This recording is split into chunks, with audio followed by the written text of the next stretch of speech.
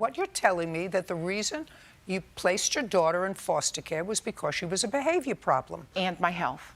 Yes. Welcome to MsMojo, and today we're counting down our picks for the top 10 most emotional Judge Judy moments. So you left a 6 and a 2-year-old alone in the back of the car while you were discussing with his sister going to a strip club later on that evening. Is that what you're telling me? Yes, ma'am. For this list, we'll be looking at the most defining moments from this reality court show that are heart-wrenching, heartwarming, or maybe a bit of both. Did we miss a case that had you tearing up? Let us know down below. Number 10, an uninvited baby mama. Callie Carter, the plaintiff, tried suing the father of her children, Quentin Fitchard, after an altercation between them took place at his mother's home. Her story begins to fall apart when Judge Judy grills her on the hot bench. There would have been no good reason for him to invite you to his mother's house and have his new girlfriend there. No good reason. Do you understand what I'm saying? Yes, ma'am. Yes, ma'am. The more we learn about the case, the more we feel for Quentin. When I turn around, it's her. I say, what are you doing? What's going on? I came to get the money. Okay, why did you just pull up? You could have called me or anything. Through some pinpoint prodding, we find out that Akali might have problems with boundaries, controlling Quentin's rights as a father, and possibly some ill will towards his girlfriend. This is a dreary case, especially considering that it involves children. But watching Fitchard's face light up when he learns about filing for a paternity order makes it seem a bit brighter. You made a baby and you have the responsibility to support that child and you have the right to see that child. And he doesn't want to see you anymore. Number 9, trying to keep his kids.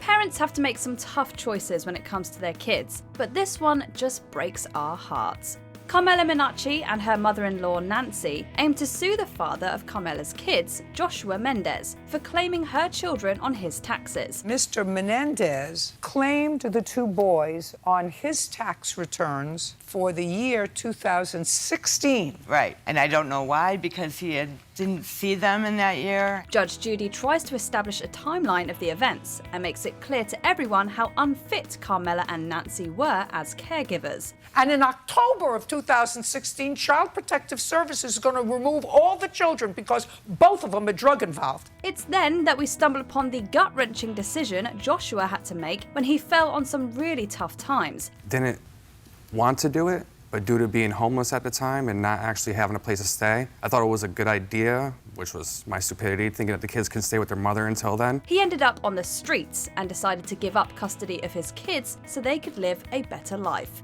Just rip our hearts out, why don't you? Number 8, a Marine gets swindled. Eddie Elder, a Marine, has a strong need to give back to his community, which is why he tried to help Michael McKenty get back on his feet.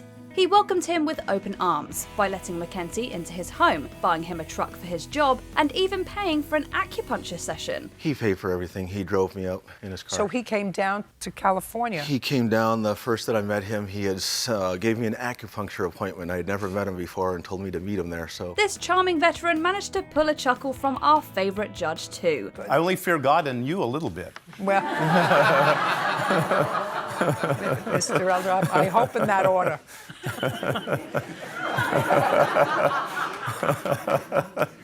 We later learn that McKenty filed a protective order against Elder, besmirched his name, and also claimed that Elder had stolen money from him. You lived with him from May 30th until August 9th. Right. On what date did you file for a protective order? August 28th, I would say. So it was after you moved out. Yes. It's awful to see someone so compassionate get conned, but justice was certainly served in Judy's courtroom. Your Honor, no good deed will go unpunished. Number 7, who broke the baby's leg? Now, your 4-month-old child had a broken leg, Yes. and you dropped him off at the daycare. He was fine. That morning, he was perfectly Pretty fine. fine. If you're a parent, this might be your worst nightmare. Due to some obvious and appalling negligence on the part of Heather Scherer, the woman who was running a daycare center, an infant was severely injured. If the state of Idaho doesn't take away your license to take care of other people's children, I have no idea who's running that shop. No idea. Outrageous. The plaintiff's 9-year-old child was playing pretty rough with their newborn, but instead of separating them, the daycare worker just asked the 9-year-old to play nicely. This line actually made Judge Judy angry laugh at how absurd that was. So what did you do? I asked him to please stop. You asked him, according to you, I told him to pick up the baby and play nicely. Correct. You're an idiot. It is agonizing to hear the mother talk about what happened in gruesome detail and the daycare worker standing by her position. Like his leg was bent out to the side and it wasn't moving. Nobody knows if the accident happened in my care. We're just glad that the baby is okay. Number 6, being woken up with boiling water. Living with someone who struggles with an addiction is not easy. But instead of kindness and understanding, Kylie Jones was met with boiling hot water being poured on her as she slept. Her roommate at the time was sick of her addiction and decided that scolding her was a reasonable way to deal with it. She reports that someone dumped a pot of boiling water onto her lap. Patient reports at times that this occurred, she was wearing no clothes. Patient presents to the emergency room wearing a hospital Johnny. She cannot tell me why she is wearing this. As soon as she tries to spin the story her way, Judge Judy shuts her down and focuses on Kylie. But the medical records, what the doctors observed of where the injuries were on her inner thigh, are totally inconsistent with this story that you just told me. She gives her a stern talking to about her drug use, but quickly shifts to a softer tone and assures her that what happened was not right. What she did was terrible. Yeah. They didn't take you seriously. Yeah. And that is not an excuse for them. But part of the reason they didn't take you seriously is because you were your own worst enemy. Yeah. Well, Yeah. that's it. Seeing Kylie whimper her agreement makes our eyes water every time. Number 5, a mother abandoned her daughter. Ms. Hammond, I gather your answer, your response to your mother's complaint is that she wasn't much of a mother, that this was the least that she could do when you were in trouble. Family members suing each other is a recipe for heartbreak, but this one takes the cake. Vivian Hammond was trying to receive reparations for putting her daughter's electricity bills in her name. After looking at the bare facts, Judge Judy prods the plaintiff a little more, and she discovers that Vivian had voluntarily given up her daughter to social services when she was just 10 or 8. There's a bit of an argument there, due to supposed behavioural issues. About 3 years old, my daughter started exhibiting behavioral issues. And what I mean by that was Don't speak.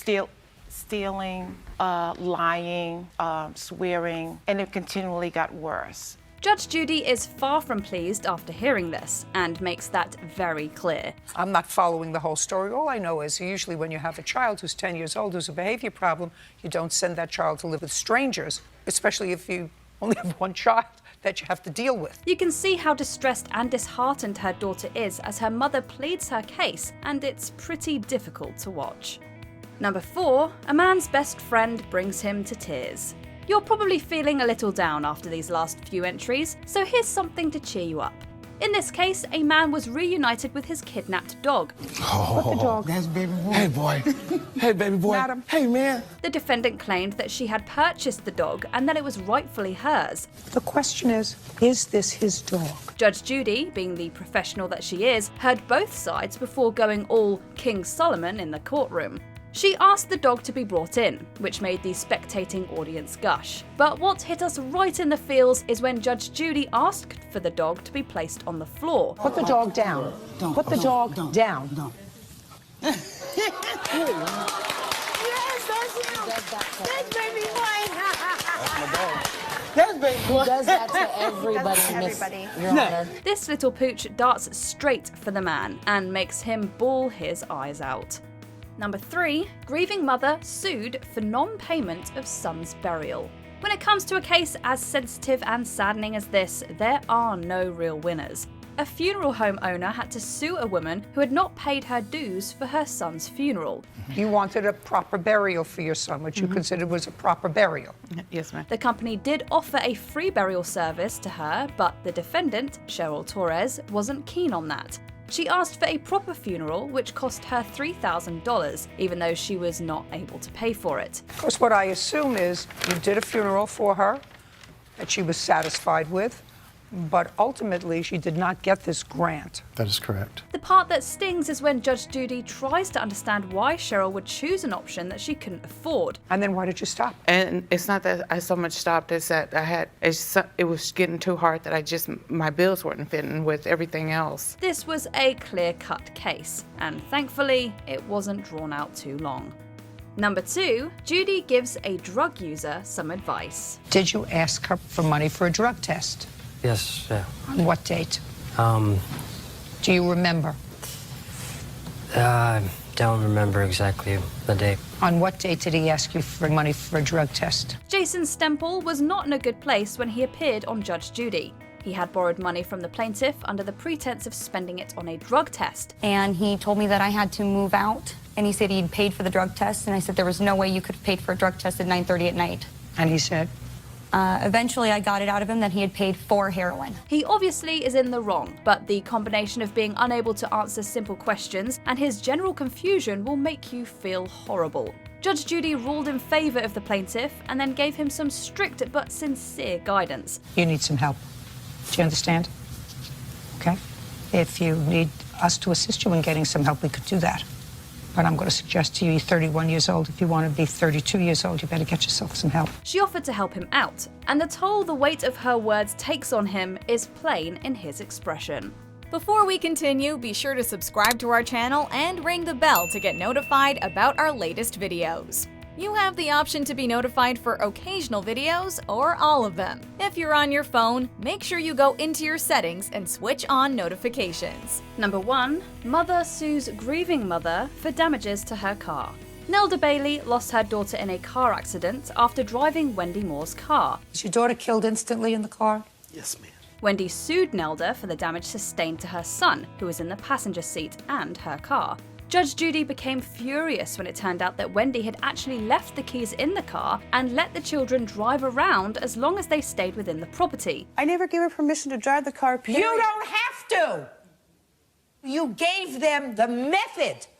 You gave them a car with the keys in it. This whole case is harrowing, particularly when the mother of the deceased breaks down crying. Judge Judy didn't hold back and let Wendy Moore know exactly what she thought of her. Instead of saying that, you sue her for the damage to your car. You're an idiot. Do you agree with our picks? Check out this other recent clip from MsMojo. And be sure to subscribe and ring the bell to be notified about our latest videos.